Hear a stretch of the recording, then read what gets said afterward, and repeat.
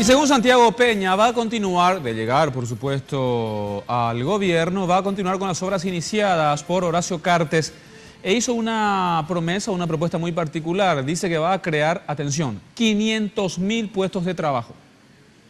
Peña pretende dotar de herramientas de progreso en los capitales humanos y sociales. Es por eso que plantea crear los puestos de trabajo principalmente para las personas que ganen menos del sueldo mínimo, así como el fortalecimiento de pequeñas y medianas empresas, con fuerte apoyo del sector privado.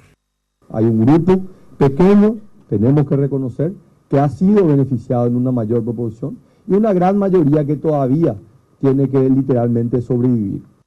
El candidato de HC propone pagar mejores salarios y capacitar a docentes, dotar de tecnología a los estudiantes, seguir con el plan de obras de 700 escuelas y reparaciones. Además, para el 2023 pretende alcanzar la inversión del 7% gracias al PIB. Otro dato no menor es que quiere redoblar el número de viviendas construidas por Senavitat y llegar a las 50.000 casas. Porque estamos convencidos de que el desarrollo del Gran Chaco paraguayo pasa por esta mejora en infraestructura.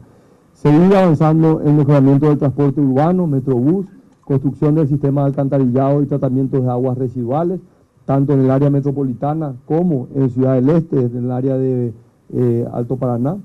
En materia de salud, el precandidato promete 3 nuevos hospitales grandes, uno en Asunción, otro en Caguazú y el último en Itapúa. También crear 1.000 unidades de salud familiar a nivel país, mejorar además el suministro de medicamentos y promover la salud preventiva.